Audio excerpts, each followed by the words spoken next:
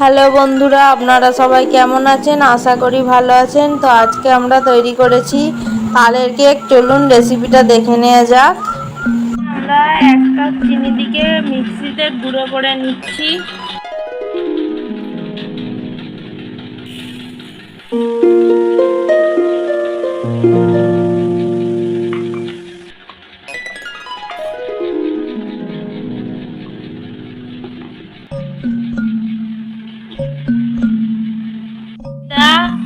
তালের কাঠ, সাদা তেল, বাদাম, গুঁড়ো করা চিনি, বেকিং পাউডার, আমল দুধ ও ভ্যানিলা।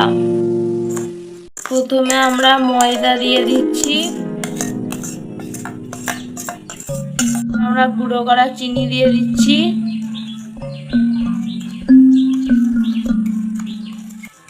আমরা তালের কাঠটিকে দিয়ে দিচ্ছি।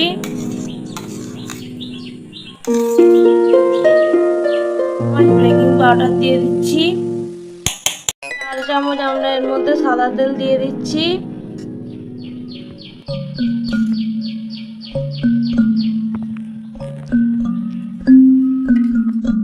1 চা চামচ ভ্যানিলা দিয়ে দিচ্ছি এর মধ্যে। এবার দুধটিকে আগে থেকে গুলিয়ে রেখেছিলাম, এবার সেটি দিয়ে দিচ্ছি।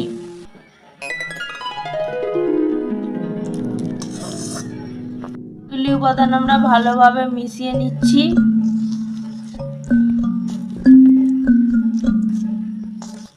এর মধ্যে আমরা তেল দিয়ে এটাকে ভালোভাবে ব্রাশ করে নিচ্ছি। তেল ব্রাশ করা হয়ে গেছে। এবার এটির মধ্যে আমরা একটি সাদা কাগজ দিয়ে দিচ্ছি। সাদা কাগজটি দেওয়ার ফলে কেকটি আর এর মধ্যে জড়াবে না, ধারগুলো বেশি পুড়ে যাবে না, সহজেই কেকটি উঠে আসবে। আমরা অল্প পরিমাণে তেল ব্রাশ করে নিয়েছি। দেখুন আমাদের ব্যাটারটি তৈরি হয়ে গেছে। তো এটিকে এবার আমরা দিয়ে দেব পাত্রের মধ্যে।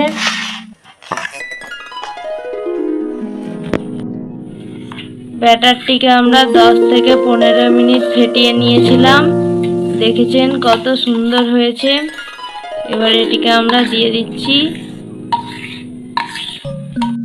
দেখুন এর মধ্যে এবার আমরা বাদাম দিয়ে দেব। এইভাবে আমরা বাদাম দিয়ে ডেকোরেশন করে নিচ্ছি।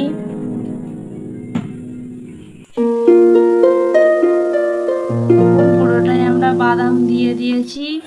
এবার এটিকে আমরা বসিয়ে নেব। পাত্রের মধ্যে কেকটিকে আমরা বসিয়ে দিচ্ছি। পাত্রের মধ্যে আমরা কেকের ব্যাটারটিকে বসিয়ে দিচ্ছি। এবার এটিকে আমরা ঢাকনা দিয়ে ঢেকে নেব। গ্যাসে আমরা লো ফ্লেমে 20 মিনিট এটিকে বসিয়ে রাখবো। দেখুন বন্ধুরা 20 মিনিট পর আমরা ফিরে এসেছি। এবার আমরা ঢাকনাটিকে খুলে দেখে নিচ্ছি কেকটা হয়েছে নাকি। বন্ধুরা গন্ধটা খুব সুন্দর বেরিয়েছে। এবার আমরা একটি কাঠি গুঁজে দেখে নিচ্ছি কেকটি পুরোটা হয়েছে নাকি, কোথাও কোনো ব্যাটারটা এখন যাচ্ছে নাকি দেখে নিই।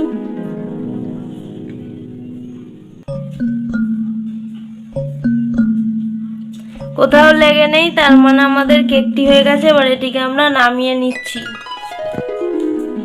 বন্ধুরা এটাকে আমরা নামিয়ে নিয়েছি। দেখুন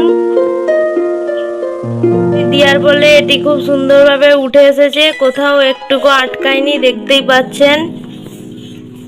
এবার এটিকে আমরা কিছুক্ষণ ঠান্ডা করে নেব, প্রচন্ড গরম।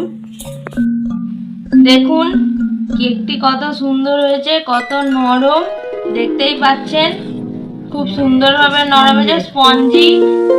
দেখুন